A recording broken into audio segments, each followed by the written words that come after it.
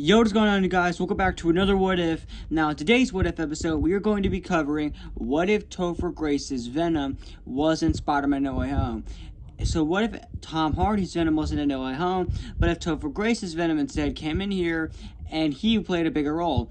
Before we get into this, I want to thank one of my fans, RS Striker, for giving me this idea, as he was also the person who gave me the idea of what if Scorpion wasn't Spider-Man No Way Home. So I want to give him a shout out. And before we get into this, make sure you guys go ahead and like this, subscribe to the channel. Comment down below what you guys would think would happen if Topher Grace's Venom wasn't Spider-Man No Way Home. And let's get into the what if. We start our story off similar to the events begin in No Way Home, with Peter's identity getting revealed, as him and his friend's lives getting ruined, him going to have to move into Happy's apartment alongside Aunt May, as well as this, him, MJ, and Ned all trying to get into MIT. However, the school not being able to accept their applications at this time due to the controversy surrounding Spider-Man. And because this, Peter would still try to go to Doctor Strange to have him do the spell, just like in the original timeline. However, also like in the original timeline, Peter would end up screwing up with the spell, and thus it would go into the multiverse, bringing in variants with Doctor Strange mostly able to contain it, but like he said, a few would slip through the cracks. However, this time, rather than Tom Hardy's Venom slipping through, it would be Topher Grace's Venom. The moment he would slip through was right when Eddie ends up jumping back into the symbiote before Peter throws the pumpkin bomb at him. So when Eddie does arrive in the MCU, the symbiote does manage to reform on him, with Eddie being extremely confused, but would decide he needs to go find Spider-Man for answers, as he sees a different version of Spider-Man in this universe, as he sees a billboard along with this universe's version of J. Jonah Jameson. Venom would be extremely confused, thus he would try to go find Spider-Man. Now, Spider-Man would still get kicked out of Sanctum Sanctorum by Doctor Strange and would still have his fight with Doc Ock. However, during the fight with Doc Ock, Venom would end up coming in and would end up joining the fight, making it a three-way brawl. Since Doc Ock has no idea who he is, so Venom wanted to try to work with him. However, Doc Ock would end up pinning him since he has no idea who Venom is. So because the Spider-Man would manage to get the advantage, however, his Iron Spider suit would be badly damaged. However, both him, Doc Ock, he would manage to defeat Doc Ock and Venom. However, just like in the original timeline, Green Goblin would end up attacking the bridge, with him laughing. Now, however, this time, not only would Doc Ock comment on Green Goblin, but so would Venom, though, both of them being extremely confused on how he's here.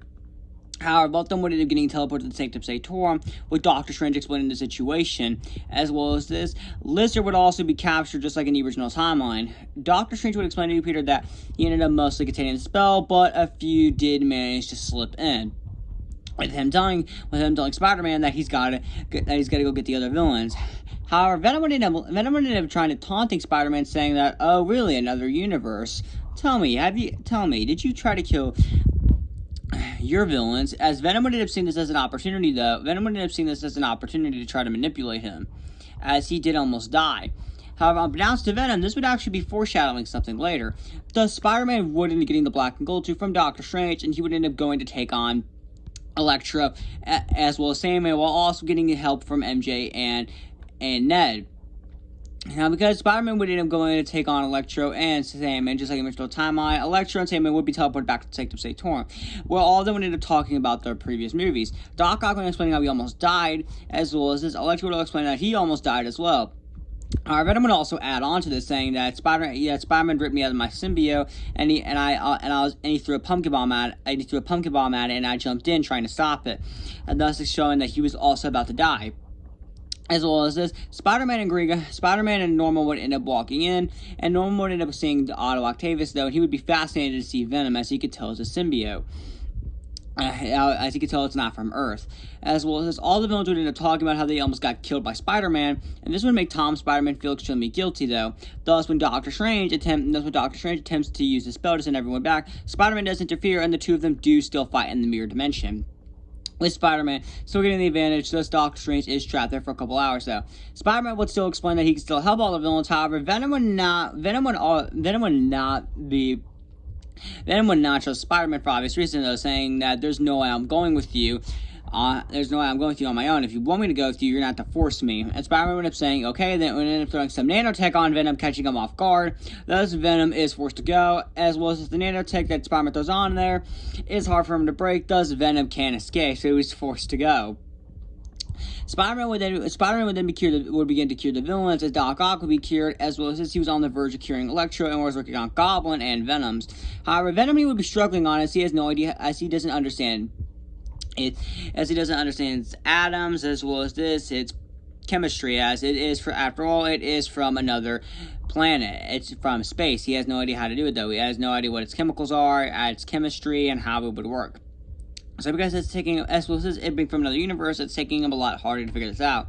However, Green Goblin would still interfere though with him laughing, and Venom would end up joining in though, telling Goblin to free him. Goblin would end up freeing him though, and both of them would end up double teaming Spider-Man. So Peter would get even more fucked up in this fight than he already did, like in the original timeline, since he has to fight both Green Goblin and Venom at the same time, while also making sure Anime does manage to get out, and both of them do end up wiping the floor with Spider-Man, while at the same time, a Lizard would also end up interfering as well. So because the Spider-Man would end up getting fucked up in this fight badly, much more than the original timeline.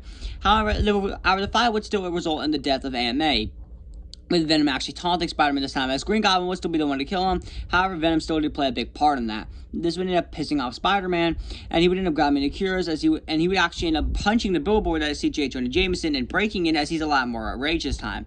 And we would see Ned and MJ back at Ned's house, explaining what they should do, and they would still open the portals and to still have Andrew Garfield and Tobey Maguire Spider-Man to come through. And they would manage to go find Tom Holland Spider-Man. And Tom Holland Spider-Man explained the situation, how his aunt died. Now, Tobey and Andrew would end up asking who killed her, and he would end up explaining about Green Goblin, leaving Tobey shocked to believe that Norman's alive. However, what he would end up saying next would end up terrifying him, saying that someone else also calling himself Venom.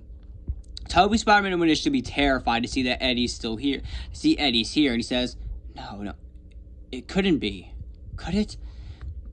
And his thoughts revealed here that Tobey in this scene also had a grudge for him, pretty much killing his best friend, who we started to get better with in the final fight of Spider-Man 3. Tobey would explain that they need to stop Venom now, and how he killed his best friend, and that he is dangerous. As the symbiote is incredibly powerful, and does actually have the power, and has power to corrupt you. It makes you stronger, but it can also corrupt you. You can lose yourself. And Tobey would have saying that they need to hurry up and get the symbiote off him now. So because they would all begin to work on the cures, now Venom would take a lot harder to do, and they would end up asking Tobey Spider-Man about Venom, what he was like. Tobey Spider-Man would end up explaining about what Venom ended up doing, and what Venom is truly capable of, and that they have to cure him now. As well as this, he would also worry that they would also explain once he gets the symbiote off Eddie, that they got to get rid of it and destroy it, either that or cure it, because he doubts they'd be able to cure it, since it is from outer space. So if they can't find a cure, they have to get it off him, and then just destroy it with the pumpkin bomb or something from Norman's glider. As the symbiote hops on another one of the villains, he'd be more powerful and harder to defeat. The three Spider-Men would agree, and they would work on the cures. And the final fight and Tom Spider-Man would still live stream the world, and the final fight would begin the same, with Electro, Lizard, and Sandman all showing up to take on the Spider-Man. However, during this fight, though, Andrew would end up get around, though, as Andrew would still have the line that I want to find an alien, and he would end up being ambushed by a symbiote whip, and we would turn around to see that it's indeed Venom. Venom would be shocked to see a different Spider-Man, and he was saying a different Spider-Man. However, Andrew would end up saying that weird alien thing's here, and Tobey's Spider-Man would end up coming around with a metal pole in hand, swinging by, hitting metal, clashing with metal. Venom would end up freaking out, though, and would see Tobey Spider-Man, and he would look enraged to see him. Tobey Spider-Man would end up landing down, and the two of them would begin to get into close quarters combat, with Andrew helping Tobey out. And because it's a 2-on-1, Venom doesn't really stand much of a chance, even though he's powerful, and the two Spider-Men would begin to get the advantage, thus forcing Venom to escape, and he would decide to go after Tom Holland Spider-Man, who was in the middle of trying to cure the Lizard. However, Tobey Spider-Man was telling Eddie, I don't think so, and would end up clashing more metal, thus forcing Eddie to stay in one place. However, the symbiote would end up jumping. It would actually end up landing on Electro, thus making him more powerful. As well as this, we get to the point where he badly injures Tobey and Andrew. However, Doc Ock can't help the Spider-Man, and Doctor Strange has to come in and save them, as he does get out of the portal, and they do manage to put the cure in Electro. As well as the symbiote does manage to get off. However, it ends up going back to Venom, with Venom trying to attack Doctor Strange. However, Doctor Strange would end up using one of his magic shields to block it, and it would end up using a spell to capture him, does make it to where he can't move. Thus, Venom's now trapped, and they do manage to get the symbiote off him. Doctor Strange would end up telling all of them that he's getting ready to send everyone back to their universes. However, Green Goblin would end up attacking in the final fight, and he would still launch the pumpkin bomb in that box, and thus the entire building would explode and forcing MJ to fall. However, Andrew would still save her, and Tom, Spider-Man, and Norman would confront each other, and the final fight would pretty much go to the same. With him curing Green Goblin and everyone getting sent back to their universes, as well as Tom Spider-Man would still have his heroic final swing, and everyone would still forget who he is. However, the post-credit scene would be that some of the symbiote actually ended up surviving, and he ends up sending Tom, and he wants to. And because of the spell, he actually ended up forgetting not only Peter Parker is, but who Spider-Man is, because he's also from another universe or something multiverse related. And thus, setting up the events of MCU Spider-Man 4. So that was my what if Topher Grace's Venom was in Spider-Man No Way Home. Now, do I think the movie would be better with Topher Grace's Venom? No. I do not like Topher Grace's Venom. Like, don't get me wrong, he's not the worst Spider-Man villain. Trust me, that honor goes to Crackhead Green Goblin, as I like to call him, from TASM 2. However, still, I feel like, personally to me, that Tom Hardy was a better pick, though, and the fact that he was the post-credits is a shame.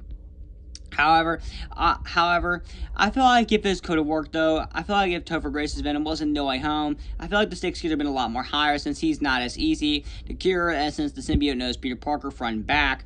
Plus, with the symbiote, in this version, the symbiote being a lot more rageful. It's because I don't feel like it'd be the same for Tom Holland Spider-Man. It'd be much more of a challenge for him.